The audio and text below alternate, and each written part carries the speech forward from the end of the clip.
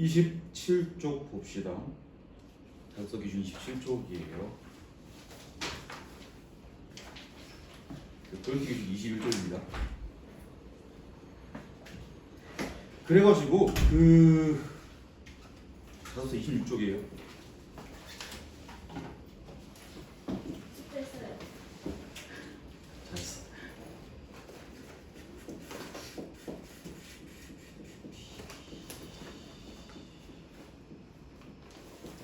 그래서 이게 지금 사회적 대화로서의 글이 이렇게 적혀 있고 단원상으로는 사실 화법 파트거든요.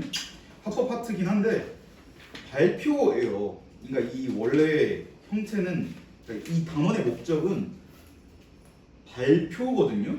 근데 화법에서 보통 글 종류가 뭐가 나오냐면은 이게 발표가 일단 있고 강의가 있고 그다음에 토론이 있고 가끔 뭐 토의가 있는 경우도 있고 협상 이렇게 있거든요.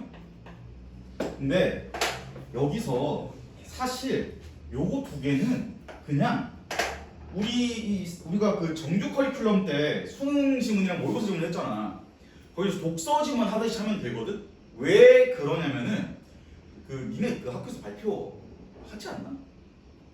선생님 발표 해봤어요? 발표해봤어요 학교에서? 준호 해봤어요? 선생님 해봤어요? 정신 차려. 그러니까 발표랑 강의는 기본적으로 이게 그러니까 PPT 짜보면 알겠지만 나름의 논리적 흐름이 필요해요. 그것도 그쵸? 처음에 도입 잘 짜야 되고 도입 짠 다음에 핵심 주장 나올 것이고 그 뒤에 이유 나올 것이고 각 이유별로 근거 달려 있겠죠? 그러고 마지막 결론 딱 끝나잖아.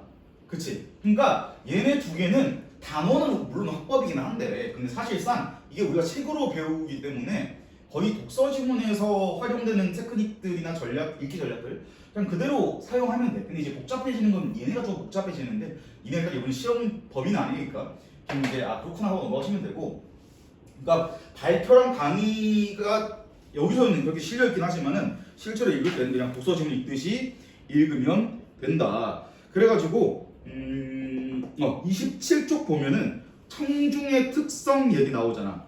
그래가지고 그나마 여기서 이 단원에서 발표라는 걸 니네한테 가르치고 싶어서 그냥 단순히 이 글만 실려 있으면 얘기했다시피 독서 지문이랑 똑같거든요.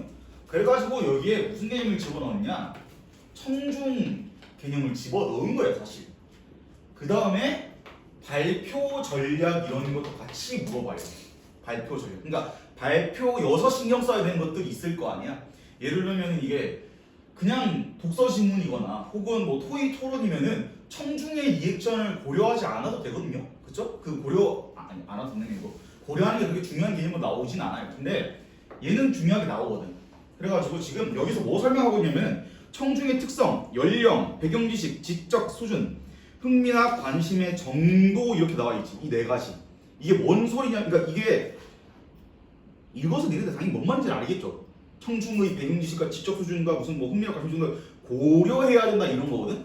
그럼 이게 만약에 시험에 나오면 뭘로 나오겠어요? 그러니까 시험용 언어로 번역하면 뭐겠어? 연령이랑 배경지식이랑 지적 수준이랑 흥미나 관심의 정도를 잘 반영했는가를 물어보는 거예요. 이거를 반영을 했니 안 했니를 물어볼 거지. 일단 기본적으로. 그럼 만약에 반영을 했으면 어떻게 반영했냐? 그 다음에 어디에 반영했냐? 요렇게 물어볼 거예요. 그러니까 이게 시험에 이게 나오겠지 당연히. 이거 말고 못 내요 시험에. 청중 가지고 문제를 내긴 내야 될 거 아니야. 발표니까 당연히.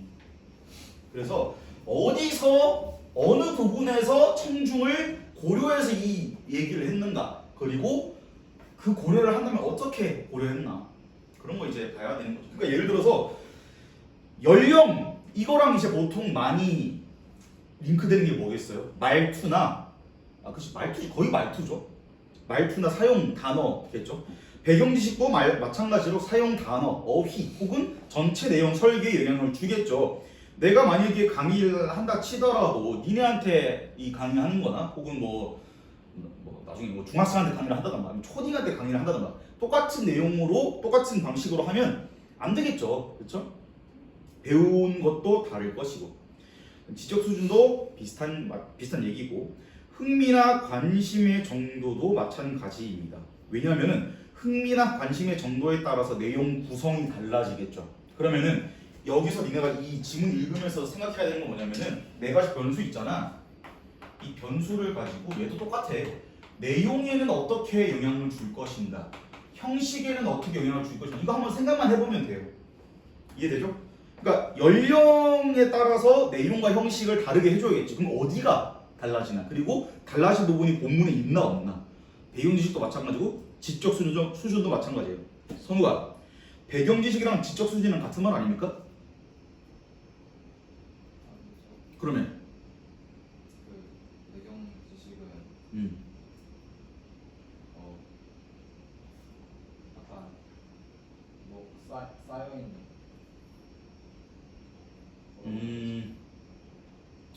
의도는 뭐냐면, 배경 지식이나 지적 수준을 나누는 의도는 뭐냐면, 예를 들어서 이 사람이 청중이 뭐 예를 들면 대학원을 나왔어요. 근데 이 대학원을 나온 게 알고 보니까 뭐 공대 나와가지고 이 삼성에서 환영하는 그런 인재가 아니라 쌤 철학과 대학원을 나왔어. 그러면은 만약에 이 사람이 과학 강의를 들을 때 발표자가 고려해야 될 게 다르겠죠, 당연히. 그쵸? 지적 수준이랑 배경 지식이 상관이 없는 거예요. 그쵸? 이 사람이 공부를 많이 한 거랑 그 과학 부분, 그러니까 여기 본문에서 내가 지금 발표할 주제를 얼마나 알고 있느냐는 사실 크게 연관성이 없는 거죠.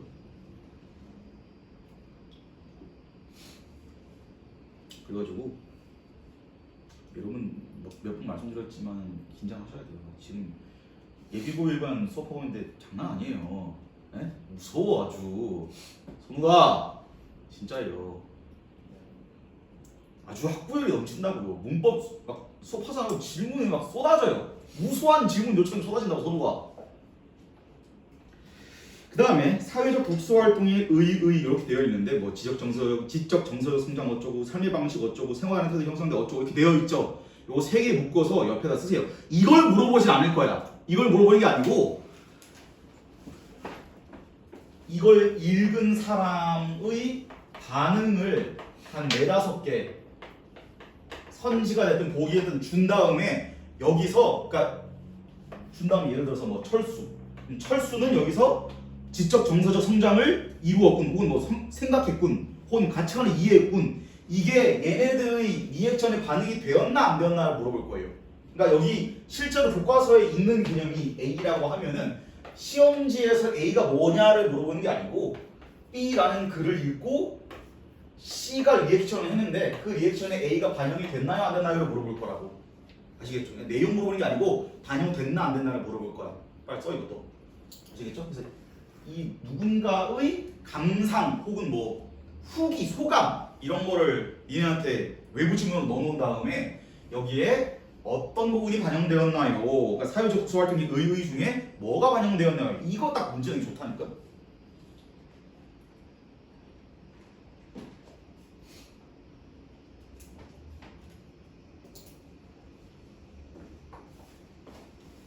정민아, 너 이거 받았어요? 아니요. 그럼 내가 클릭해 줄까?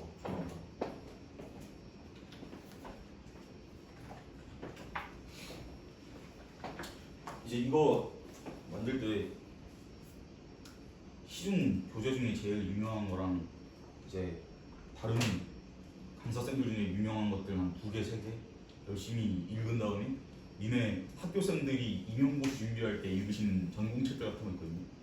그런 거랑 역대 평가원에 기출된 작품들은 적절한 선지들도 모아놓고 논문까지 제가 넣어놨어요. 그러니까 이제 장담하는데 시중 어떤 교재보다 이 수업 수강생이 아닌 사람은 이거보다 더 디테일한 자료 못 구할 거거든요.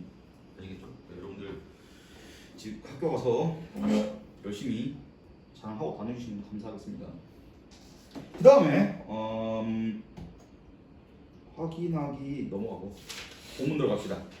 창의적인 사람들의 뇌에서는 무슨 일이 벌어질까라고 이야기를 하고 있어요.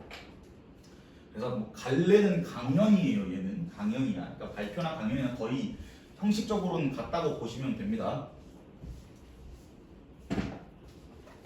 근데 이제 참고로 내용 설명만 하고 치울 생각은 없어요.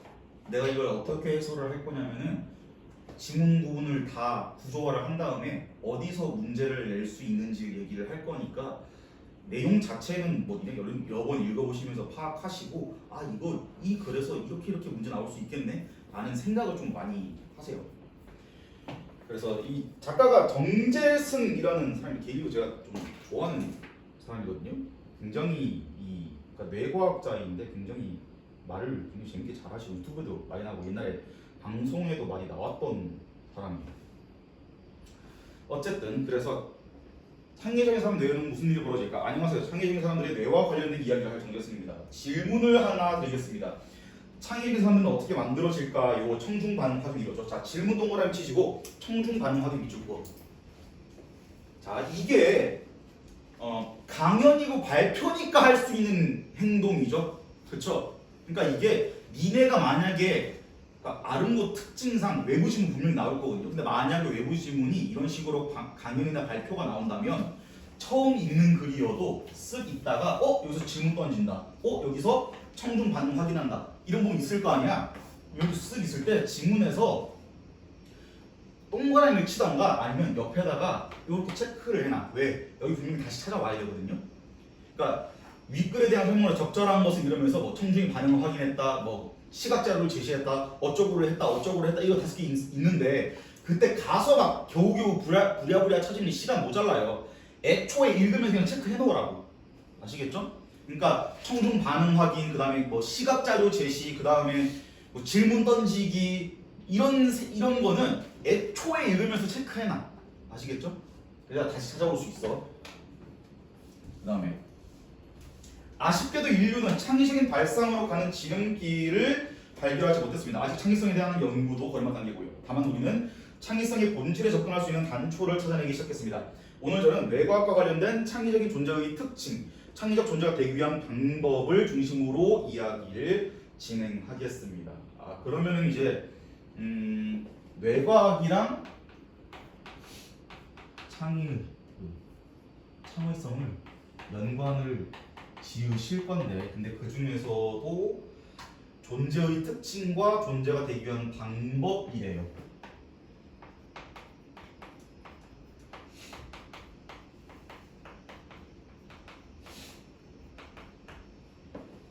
일단 제가 그렇다 아니다로 대답하실 수 있는 몇 가지 질문을 드리겠습니다. 여기서 질문 또 하고 있죠? 이쪽 끄시고.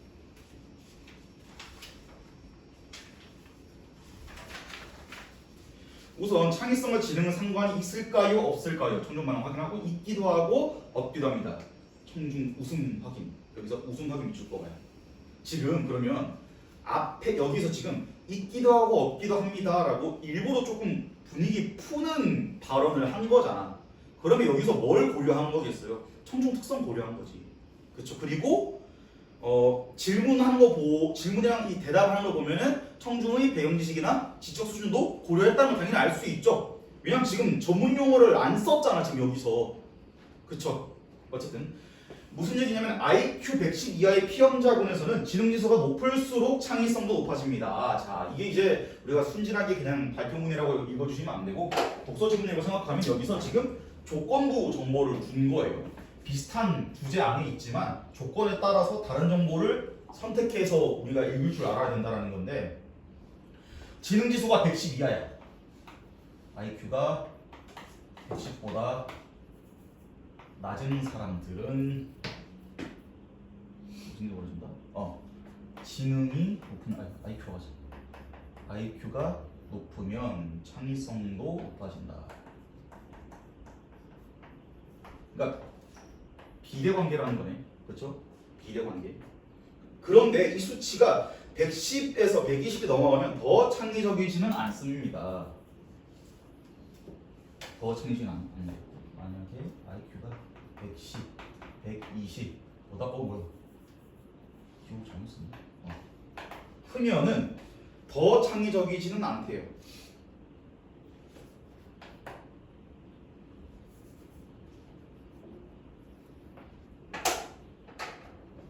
비례하진 않는다는 거죠. 저기는 비례한다요 위에서. 다시 말해 창의적이려면 어느 정도 지적 능력은 있어야지만 일정 수준이 넘으면 지능이 높다고 창의성이 높아지는 것은 아닙니다. 그러니까 지금 이게 이제 우리가 독서 지문이라고 생각하면 여기서 최대한 우리가 이 생각을 문제를 편하게 풀려면은 읽는 단계에서 가능한 경우의 수를 좀 고려를 해야 되는데 그럼 이게 110 밑에서는 지능지수랑 창의성이 비례를 하고 110, 120 넘어가면은 비례하지 않는다라는 거죠. 그럼 이게 만약에 이 비례도를 그래프로 그리면은 특정 이제 선에서는 안 올라가겠죠. 더 이상 비례도를 그린다면. 그렇죠? 그러니까 이게 어느 정도 영향을 주긴 하지만 이렇게 기점을 해서 여기는 영향을 주는데 여기서부터는 영향을 안 준다. 지능이랑 연관이 없다라는 거죠. 그래서 그 올라가다가 어느 정도 한계선에서 이제 아마 약간 그 경제학에서 한계유형 법칙 알죠? 한계유형 법칙. 그것처럼 어느 정도는 올라가는데 특정 기준 지나가면 안 올라간다라는 거예요. 그래서 얘가 조금 어려운 종류의 정보거든. 그러니까 의미상 말고 구조적으로 분석을 해보면은 이렇게 지능이 창의성과 연관이 있냐라는 질문에 대해서 대답이 두 가지잖아. 그쵸? 조건에 따라서 다른 대답을 해야 되는 거야. 그래서 이런 게 조금 어려울 수 있다. 독서 지문에 나왔다니. 그리고 니네는 아마 독서 지문처럼 나오는 문제가 하나는 있을 거예요. 두 번째 질문입니다. 바둑을 둘 때 7급인 사람이 머리를 많이 쓸까요? 7단인 사람이 머리를 많이 쓸까요? 잘 모르시겠다는 표정이네요. 그럼 질문을 바꾸어 보겠습니다. 운전면허를 취득한 지 일주일 된 사람이 운전할 때 머리를 많이 쓸까요? 운전 경력이 7년 된 사람이 머리를 많이 쓸까요? 지금 여기 잘 모르시겠다는 표정이네 보면은 질문 수준 조정함 있죠? 그렇죠? 왜 조정한 거야 지금? 왜 조정했어? 선우가?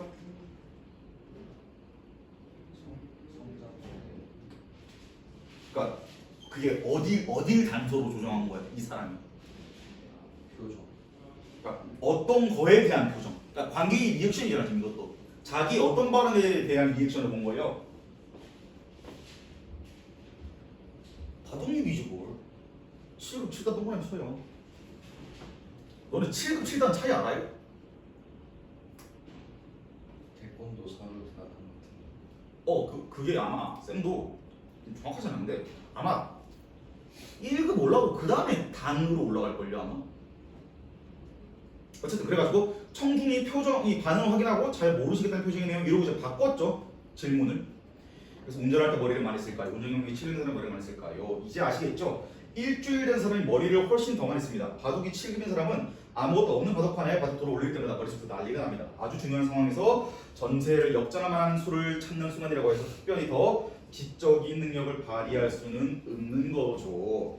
7단인 사람은 중요하지 않은 순간에는 별로 머리를 쓰지 않고도 바둑을 둘 수 있을 만큼 숙련되어 있습니다. 여기서 위에서 지금 IQ 가지고 얘기를 했는데요. 밑에서는 또 바둑 가지고 이야기를 했어.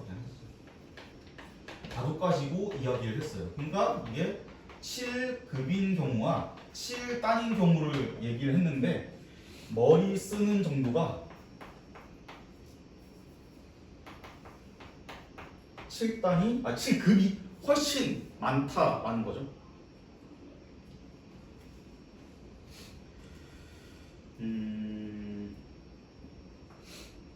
그리고 머리를 쓰지 않고도 바둑을 둘 수 있을 만큼 숙련되어 있다고 했잖아요. 그러면 지금 머리를 쓰는 정도가 7급이 더 높은 이유는 뭐겠어요?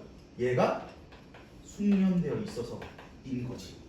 그렇죠? 그러니까 그냥 이렇게 훌렁훌렁 지나가는 정보들도 제발 부탁이니까 정보 간의 관계를 정확히 파악하시면서 읽어 주셔야 돼. 아시겠죠? 특히나 너네 이제 그 작년 수능이나 재작년 수능 같은 거 독서진 보면 아마 기가 찰 거예요. 왜냐면 이런 이 아주 디테일한 한 단어 한 줄 안에 있었던 이 밀어넣은 정보 가지고 정보답 갈리는 경우가 너무 많거든요. 조심하셔야 된다는 거. 창의적인 사람들은 암기를 안 할 것이라는 편견이 있습니다. 전혀 그렇지 않습니다. 오히려 그들은 많은 지식을 머리에 저장하고 중요한 기술은 체화하면서 기본적인 것을 훈련으로 익히고 중요한 순간에 지적인 에너지를 발휘합니다. 그러면은 봐 여기 숙련이 됐기 때문에 머리를 안 쓴다는 거죠. 그럼 이꼴 얘가 지식이 이미 저장되어 있고 기술도 체화되어 있다라는 얘기잖아. 그쵸? 여담이긴 한데 익숙한 얘기 아닙니까? 네? 내가 니네들 맨날 하던 얘기잖아요. 그지? 그러니까 이 정규 수업도 쌤이 내가 쌤이 생각하는 꼬라지를 잘 보셔가지고 그 아이디어들을 보이면 얘를 이제 집에 가서 간단하게 풀면서 체화를 시키면 이게 싹 스며든다고요. 그 위에 또 뭔가를 얹을 수 있겠죠. 그러면 나중에 얘가 또 싹 스며들겠죠. 그쵸? 이래서 점점 신경 쓸 수 있는 범위를 넓혀가는 게 국어 실력이 느는 거라고 했잖아. 내 피셜로 떠드는 게 아니라니까. 아시겠죠? 강의 준비할 때 니한테 일일이 다 얘기 안 하시면 굉장히 이 근거 되게 중요하게 생각해요. 저는. 아시겠죠? 니네 미래가 걸려있는데 내가 그냥 입에서 나온 대로 지키면 되겠어요? 그래서 이거 중요한데 체험에서 기본적으로 훈련을 익히고 중요한 순간에 지적인 에너지를 발휘합니다. 그러니까 요거는 지금 일단 훈련을 통해서 익혀놓고요. 지금 여기서 요게 됐으니까 중요한 순간에 에너지를 발휘할 수 있다라는 거. 오늘 손가락 이상한데.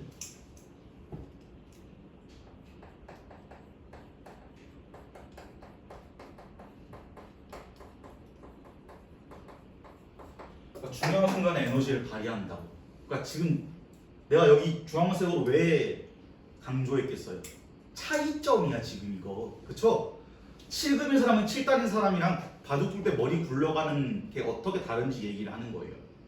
그쵸? 이게 왜 중요하겠어요? 그럼 뒤에 나올 창의성 연관이 당연히 있을 거 아니야.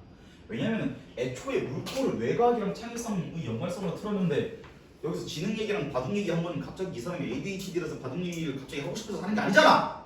그쵸? 창의성 이야기를 좀 이따 할 건데 바둑 이야기를 응용하고 싶어서 얘기를 한 거겠지. 그래서 얘가 왜 바둑하고 좀 다른 댕겨봤니? 바둑하면 댕겨본 사람 처음. 쌤이 엄청 멀리 댕겼었거든요. 너무 산만하다고. 근데 그 얘기 알죠? 바둑학원 다 이제 엄마들이 아예 성문하니까 바둑학원에서 좀 차분함을 길러야겠다 해가지고 거기 동네 산만 애들 거기 다 모이는 거야. 그래가지고 거기가 이제 거의 난리 쌩 난리가 난다. 그래서 동네에서 제일 산만한 곳이 바둑학원이 되어버리거든요. 실제로 저도 그랬고 그 옛날에 그 알파고 이세돌이랑 알파고 바둑 뒀을 때 있죠. 그때도 잠깐 바둑학원 등록률이 엄청 올랐대요. 그때도 그런 비슷한 일이 있었겠죠.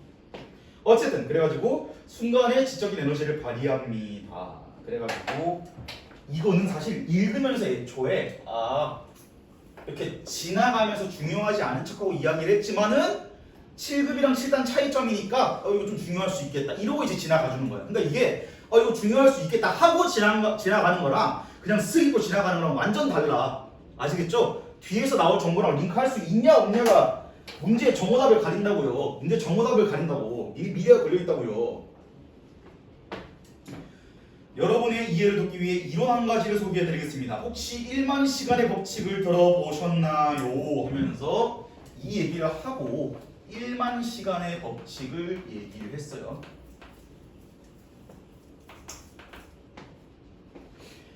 고개를 갸우뚱거리는 분이 많으신 것 같은데 들어보신 분이 거의 없으신 것 같습니다. 노래 들어봤니 혹시 1만 시간의 법칙?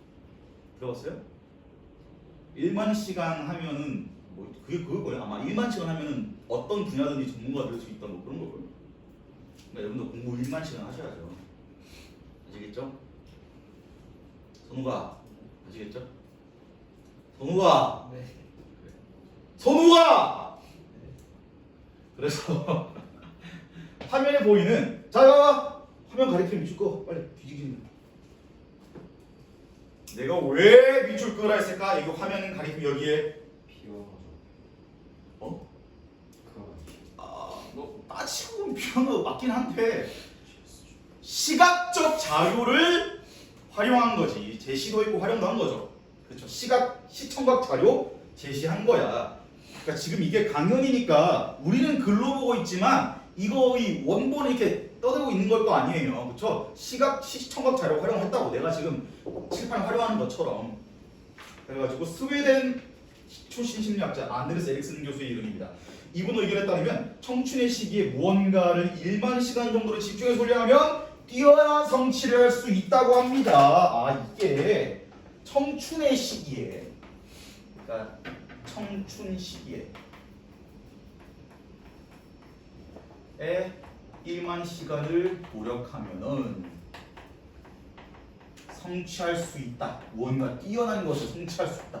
그러니까 시간이라고 얘기했으니까 뭔가 분야 안 가리고 성취할 수 있다라는 거겠죠? 그러니까 여러분 지금 여러분 딱 청춘의 시기 아닙니까? 그러니까 나중에 쇼츠의 권위자가 되는 일은 없어야겠죠?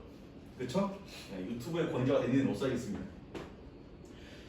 전문적인 악기 연주자와 아마추어 연주자 간의 차이가 무엇인지 추적하던 에릭슨 교수는 자 여기 봐. 지금 여기 썰풀이 들어가죠. 썰풀이. 그치? 연주가 얘기 들어가잖아. 지금 이게 왜 하냐면은 이거는 뭐야 지금? 이론이에요. 그치? 이거에 대한 사례를 이야기하는 거야. 사례. 그래서 지금 사례 얘기하는 거 봅시다. 뭐 얘기하나? 프로랑 아마 사이에 재능 차이가 없었고 연습량이 달랐대요. 연습량. 근데 왜 이게 세 가지지? 전문력, 아마추어, 일단 전문적인 연주자, 아마추어 연주자 차이가 10대 시절 연습량이 재능 차이가 아니고 연습 시간 차이가 난다.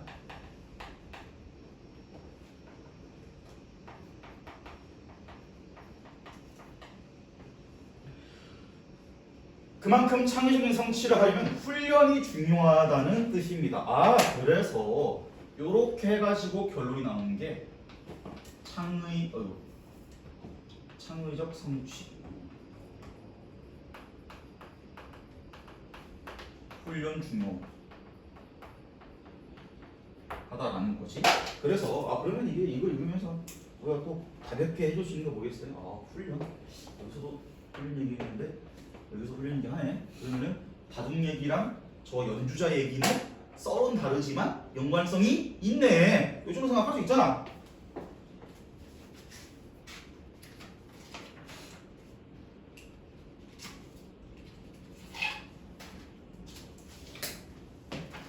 그래가지고 그렇다면 우리의 뇌는 어떻게 창의적인 발상을 하는 것일까요? 자 여기서 지금 앞에서 이미 이 예고를 때렸어요. 창의적인 사람의 특징이랑 그 방법 가지고 얘기를 하고 있는데 여기서는 지금 그 존재들 특징을 얘기하는 것 같아요. 창의적인 사람들 특징. 근데 그 다음에 뇌가 어떻게 창의적인 발상을 하는가를 이야기하고 있어. 그래서 어떻게 창의적인 발상을 하는가. 신경과학자들은 창의적인 발상의 실마리를 신경과학적인 접근에서 찾을 수 있다고 믿는데요. 연구자들은 실제로 창의적인 사람들이 개발 발상을 했을 때 뇌에서 어떤 일이 벌어지는지 실험을 했습니다. 바로 창의적인 실험 참가자들을 fMRI 안에 눕혀놓고 그들의 뇌를 찍었습니다. 그러니까 지금 연구 얘기를 했어. 창의적인 사람들이 기발한 생각을 할 때 무슨 일이 일어나나를 보고 싶어가지고 fMRI 안에 눕혀놓고 그들을 찍었대요. 펑셔널 MRI.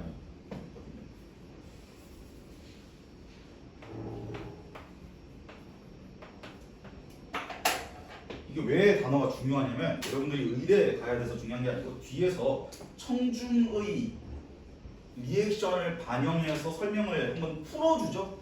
그래서 중요한 거야. 그러니까 이제 생소하시죠 이러면서 fMRI는 몸의 혈류와 연관된 변화를 감지해서 뇌 활동을 측정하는 장비입니다. 그러면은 얘가 일단 뇌 활동을 측정한다 라는 것. 혈류와 연관된 변화를 감지해서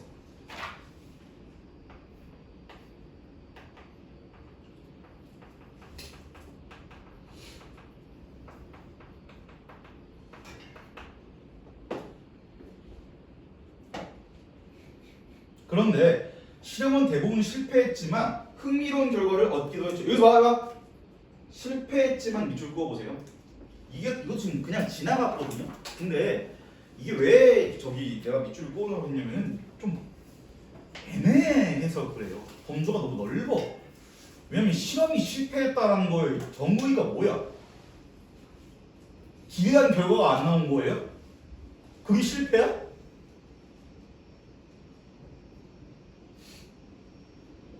아니면 그냥 결론을 내리기도 전에 측정이 안 된 걸 수도 있잖아.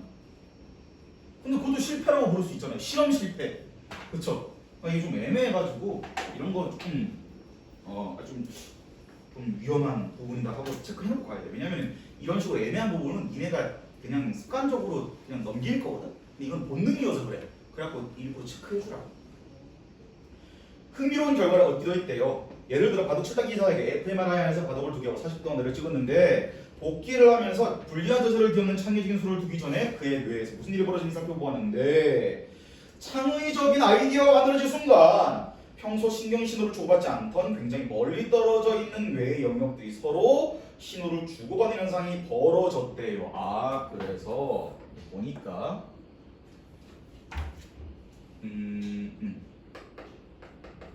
창의적 아이디어가 만들어지는 순간에 멀리 떨어져 있는 영역들이 서로 신호를 주고받았다.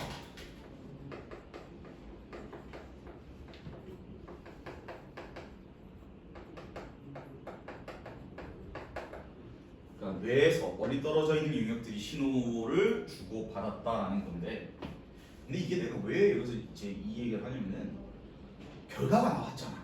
그러니까 결과를 얘기를 하잖아요. 그치? 그러면은 이게 마치 실험의 결과인 것처럼 보이거든? 그쵸? 그러니까 실험이 진행돼서 이게 나온 것처럼 보인다고. 니네가 만약에 내신 쌤들이면은 여기서 치사하게 내고 싶은 실험은 성공했다 이런 거를 은근히 선지 안에 넣을 수 있다니까요? 그래서 조심하라고 했던 거야. 아시겠죠? 그래서 서로 신호를 주고받는 게 벌어졌대요. 전두엽과 후두엽이, 측두엽과 두정엽이 서로 신호를 주고받으면서 함께 정보를 처리할 때 창의적인 아이디어들이 나온다라는 거죠. 그래서 여기서 지금 조금 더 원형의 신호 성수 이거에 대한 추가 설명을 하고 있는데 전두엽이랑 후두엽, 전두엽이랑 후두엽. 그러니까 앞에 있는 뇌랑 뒤에 있는 뇌겠죠. 측두엽과 두정엽.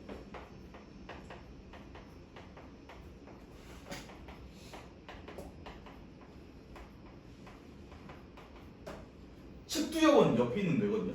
두정엽 어딘지 모르겠는데 가운데 있는 건가?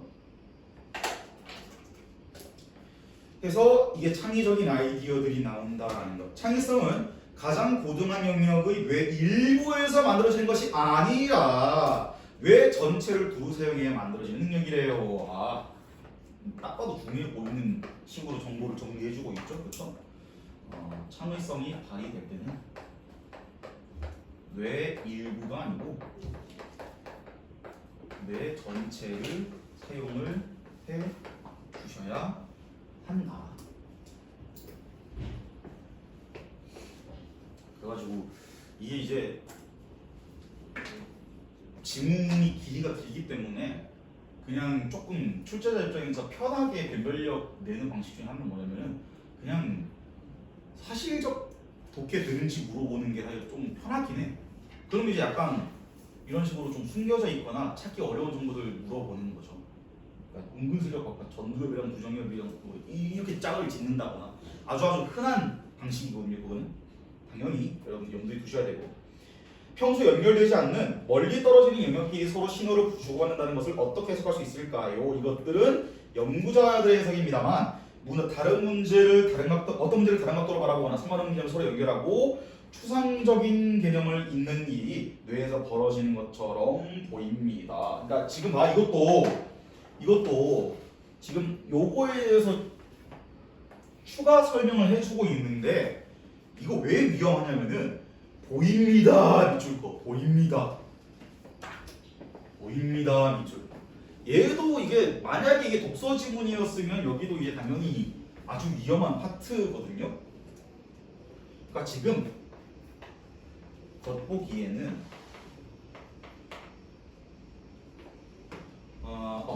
다른 각도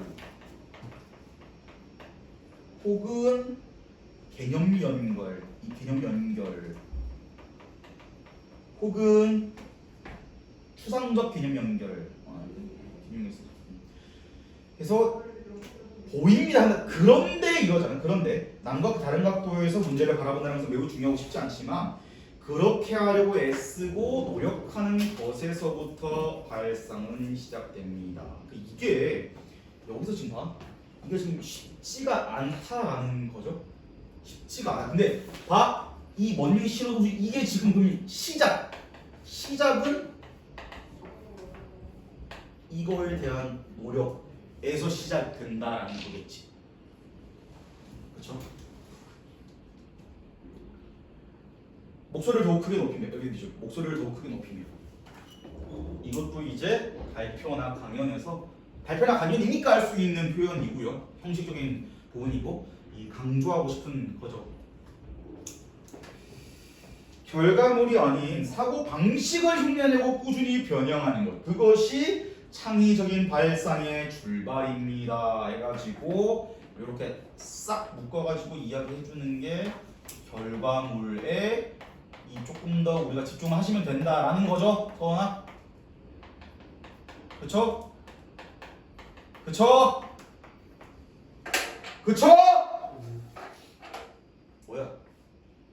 뭐냐고? 사고방식.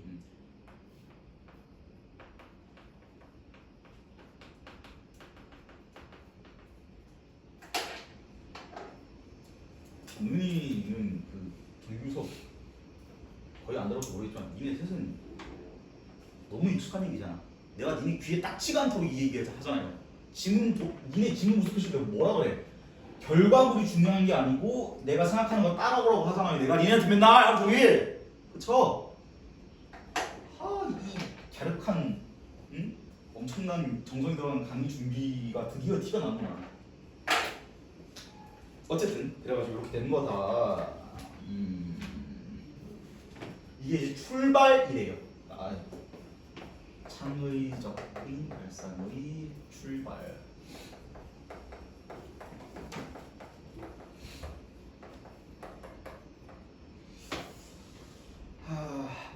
그렇다면 이제 여러분들이 가장 궁금하실 내용을 말씀드리도록 하겠습니다.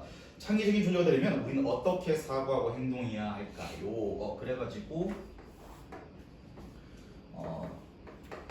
창의적 존재가 되기 어떻게 하느냐?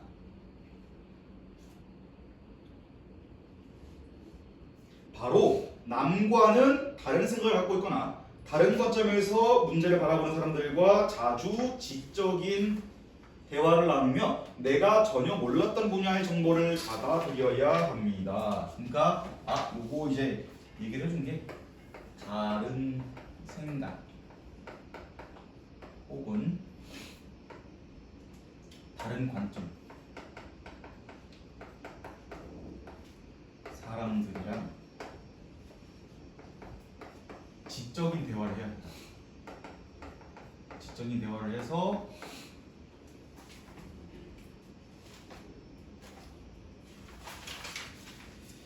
내가 전혀 몰랐던 분야의 정보를 받아들여야 한대요. 그러니까 전혀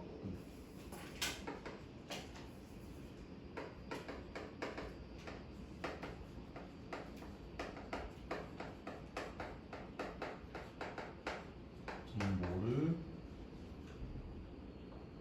수용한다. 즉 문제를 다양하고 낯선 각도에서 바라보는 사람들이 모여서 서로 지적인 대화를 하고 영감을 주고받고 지식을 섭취하고 흡수하는 것이 필요합니다. 나와 다른 경험을 하는 사람, 나와 다른 분야에서 전문적인 지식이 있는 사람, 나와 다른 관점에서 문제를 보는 사람들과의 지적인 대화를 즐기세요. 여러분들이 지적인 사고가 확장되는 경험을 하게 될 것입니다. 아, 그래서 요거를 하면은 사고가 확장된다. 지적인 사고가 확장된다. 이 사람이 쌤이 이 사람 좋아하는 이유가 쌤이 굉장히 좋아하던 TV 프로그램에 이 사람이 고정글로 나왔었거든요. 알쓸신잡이라는 그 프로그램이 있어요. 그게 딱 저거 하는 거예요. 거기 알쓸신잡이라는 프로그램 보면은 이 좀 각 분야에서 똑똑한 사람들 데리고 어디 놀러 가. 맨 처음에 그 나영석 TV가 가는 거거든요. 어디 여행 가는 거예요. 전라도나 아니면 뭐 외국 가는 경우도 있고 뭐 그냥 서울 근처로 돌아다니는 경우도 있고 어디지 이거 포항인가 거기 가는 경우도 있는데 거기 가가지고 이제 각자 여행을 한 다음에 모여가지고 이 썰을 푸는 거예요. 그래서 작가도 있고 과학자도 있고 또 누구지? 건축가도 있었고 도시학자도 있었고 또 누구 있었지?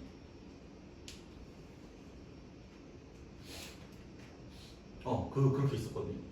근데 원래 처음 MC가 저거 유희열이었어요. 근데 그 이제 시리가 쭉 이어져가지고 알쓸 범자, 알쓸 인자 이렇게 쭉 나왔거든.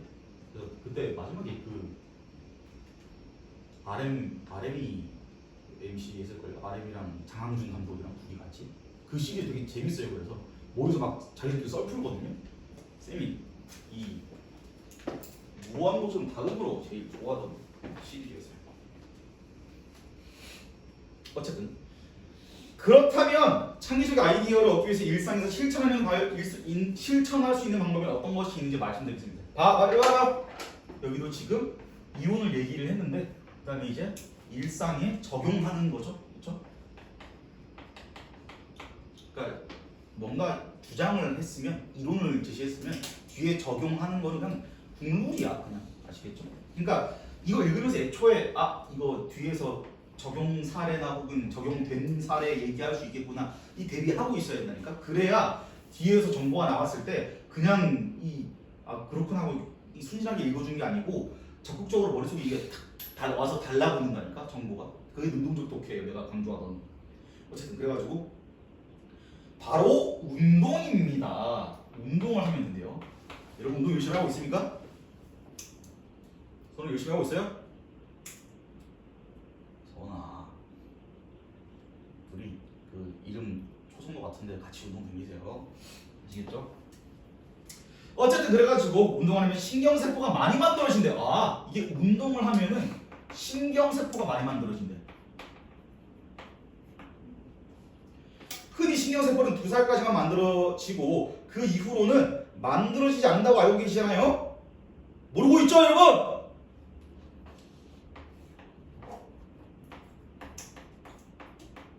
2살 생성이라고 알고 있는데 그게 아니고 20년간 많은 연구들이 어른이 되어서도 신경세포는 계속 만들어지고 운동을 할수록 더 많이 만들어진다는 결과를 쏟아냈대요. 2살까지 생성이라고 알고 있는데 그게 아니고 어른도 가능하고 만약에 운동을 하면은 양이 더 늘어난다. 그래서 여러분도 운동 열심히 하셔야 됩니다. 진짜로 이게 뭔가 고민거리가 있을 때나 뭐 수업 팀장이나 뭐 중요한 걸 해야 될 때 아이디어 떠오르는 게 집이나 강의실 있을 때보다 그냥 아침에 화천 뛰거든요. 그때 더 많이 떠오르는 것 같아요. 진짜. 그게 이제 강의할 때만 그런 게 아니고 다른 부분에서도 그렇거든요. 산책이라도 해. 산책이라도. 사실 여러분 건강하시잖아. 써야지. 건강한 목소리 안 쓰면 펴야 된다잉. 선우가. 다리 펴야 돼요. 나중에. 조심하세요. 어머님이 건강한 진짜 물려주셨잖아요. 열심히 써야지 선우가.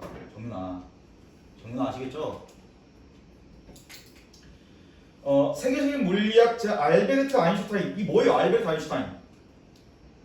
우유 이름이죠. 네? 우유. 그 배 음료수 만들 때 어떻게 만들어요? 갈아서 만들잖아. 아인슈타인 우유 만들 때 갈아서 만들죠. 에? 선우가. 그쵸? 싱싱한 거 갈아서 만드는 거 아인슈타인 우유. 근데 아인슈타인 우유 요즘에 나오나요? 요즘 아 있어요? 없지 않나? 있어요. 아 그래? 네, 제가 나이 좀 많이 먹어가지고 아인슈타인은 창의적인 발상을 주로 자전거 위에서 했다고 합니다. 그리고 이거에 대한 이제 사례 얘기하고 있죠. 아인슈타인이 자전거 위에서 얘기를 했대요. 격렬하지 않은 운동, 예를 들어 자전거 타기나 산책은 창의적인 발상에 매우 도움이 되는. 근데 말해봐, 격렬하지 않은 운동이죠.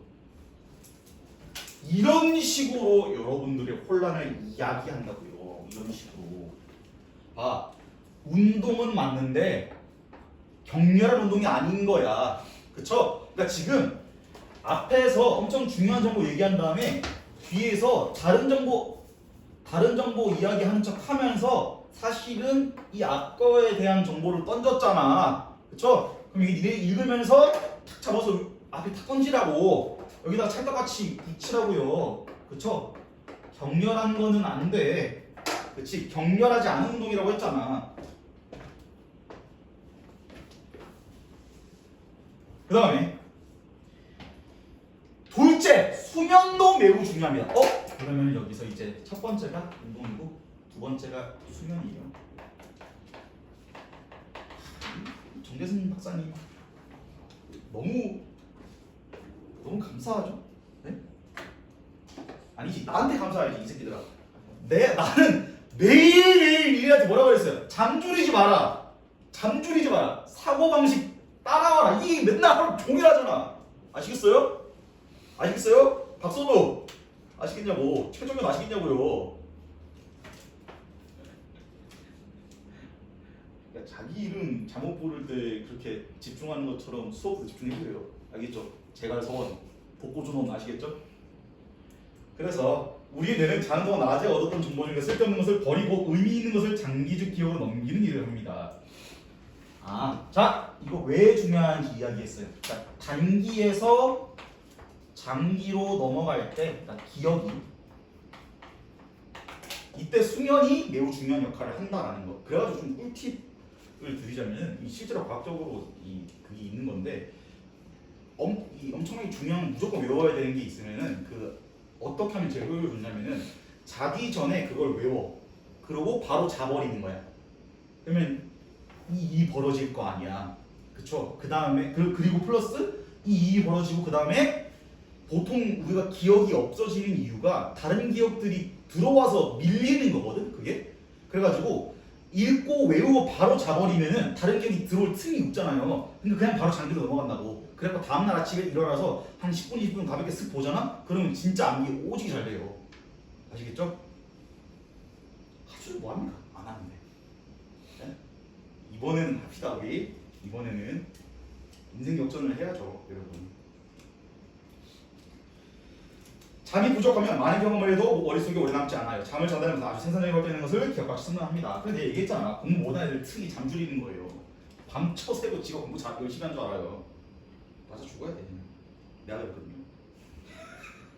마지막으로 독서하기, 여행하기, 사람 만나기입니다. 마지막으로 독서, 여행, 사람. 근데 이제 여기서 조금 우리가 국어 조금 국자라리면은 이거 왜 얘는 앞에서는 하나씩 얘기했는데 왜 얘는 묶어놨지? 이 궁금증 한번 가질만 하죠. 이 세 가지는 우리가 세상으로부터 받을 수 있는 자극으로 물리적 환경으로에서 직접적으로 경험할 수 없는 것을 간접적으로 경험할 수 있게 해줍니다. 이거 묶어서 얘기한 이유가 나왔죠. 그러니까 자극이야. 자극이긴 한데 간접 경험인 거죠.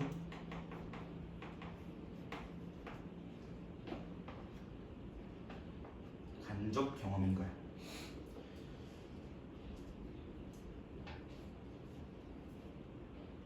그러니까 이제 이 세 개 중에서 제일 조건에 구애 안 받는 게 뭐냐고요. 환경에 구애 안 받는 게 뭐냐고. 이 세 개 중에서 뒤질래? 아니 이거 세 개 중에 뭐냐고 이거 중에 당연히 독서죠. 당연히 독서지. 아 그리고 애초에 수면도 조건 있잖아요. 너 그냥 길바닥에서 누워 잘래? 어? 아니잖아. 그러니까 이게 매우 중요하다. 여러분 제발 책 좀 읽어라 진짜. 인간이잖아. 사람이잖아. 생각을 하는 동물이잖아요. 사고를 하는 동물. 에? 식물된다 진짜. 책 안 읽으면. 책을 읽으시오. 그래서 창의적인 사람이 따로 있는 것이 아니라 창의적인 순간이 있을 뿐입니다. 우리 삶 속에서도 그 순간을 종종 만들어내 봅시다. 그래서 마지막으로 마무리를 이렇게 깔쌈하게 해주셨네. 그래서 창의적인 사람이 따로 있는 게 아니고 창의적 순간이 있다.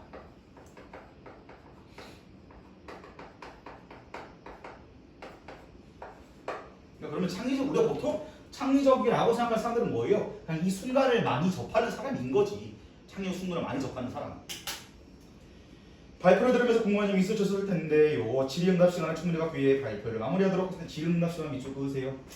여기도 지금 발표기 때문에 이런 말을 할 수 있고요. 그리고 청중증색 배려하고 있죠. Q&A 받겠습니다. 이러면서. 그래서 질문 있으시면 말씀해 주시면 감사하겠습니다. 이래요. 진짜. 이거 끼면 뭐 합니까? 에? 켜지를 안 해놓고 지금 끼고 지금 몇 시간이죠? 1시간 수업. 에휴, 인생 이렇습니다. 에? 인생 이렇다고.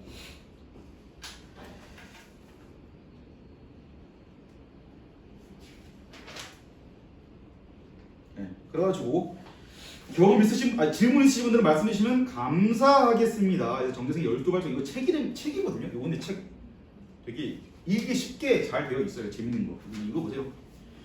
그래서 활동 안내 봅시다. 그러니까 내가 얘기했다시피 학습 활동 부분이 시험에 안 나오기가 더 어렵거든. 근데 나오는데 어떻게 나오냐면 이거 그대로 나오는 게 아니고 내용이나 요구 사항은 같은데 형식을 바꾸는 거야. 형식을, 문제 형식을.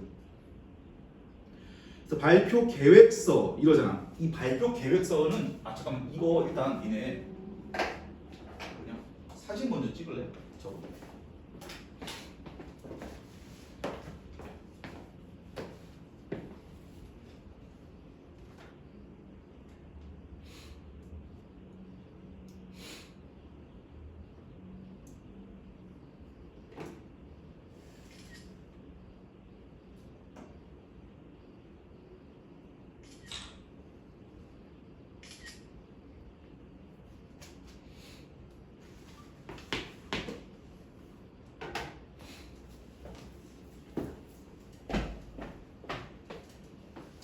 그래가지고 지금 이게 강연, 토론 이런 화법 학교에서 문제를 많이 내는데 조금 어렵게 내려면은 계획서를 가지고 뭘 하면 되냐면 반영됐는지를 물어봐. 반영됐는지. 그러니까 조언이 반영됐는지. 이건 지울까 이거?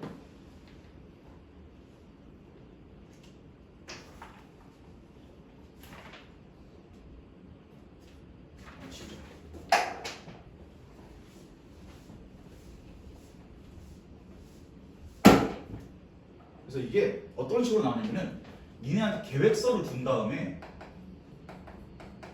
보기나 외부 지문으로 뭘 주냐면은 조언을 주는 거야. 조언 A, B, C 이렇게 준다고.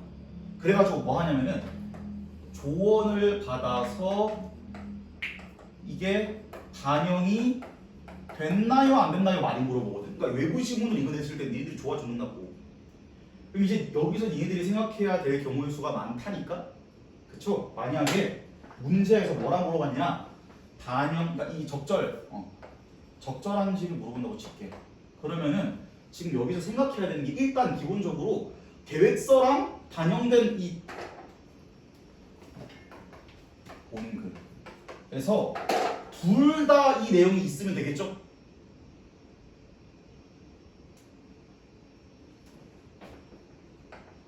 조언을 반영한 것으로 적절한 것은 둘 다 있으면 안 되지.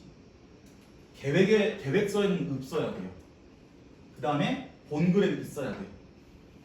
그쵸? 왜냐면 조언을 반영해야 되니까.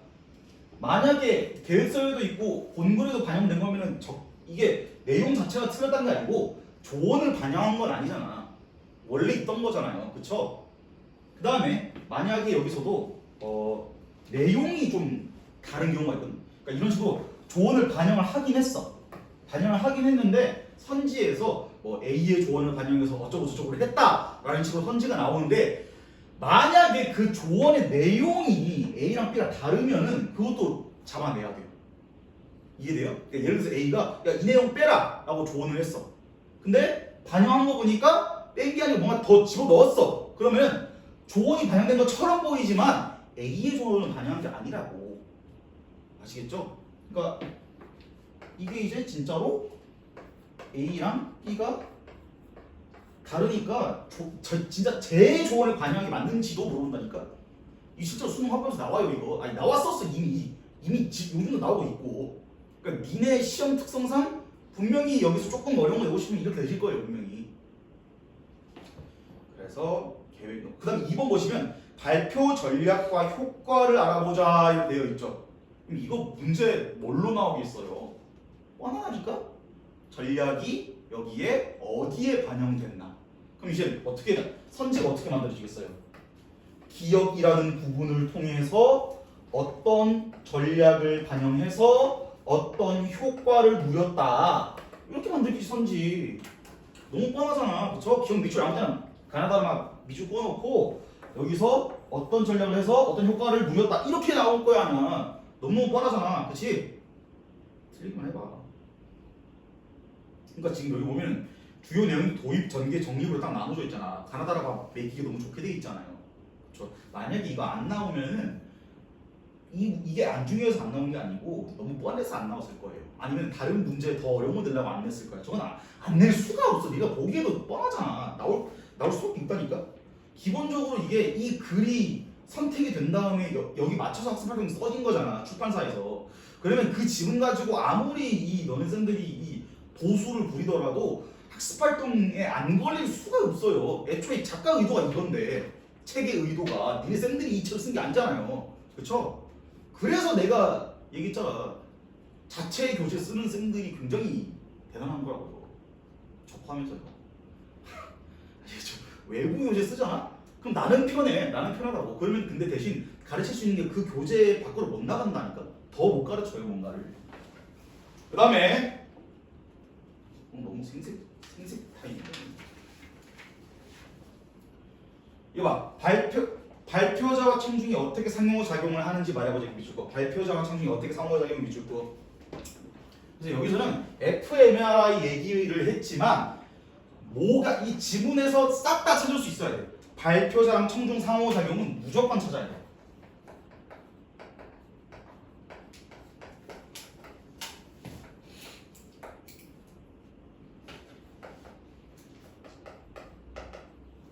얘는 무조건 찾을 수 있어야 된다. 내가 아까 니한테 밑줄 꺼냈던 건 다 그거야. 그 다음에 친구 해결해보자. 친구와 해결해보시고 10분 쉬었다가 뒤에 있는 창의성의 오해와 진실 하겠습니다.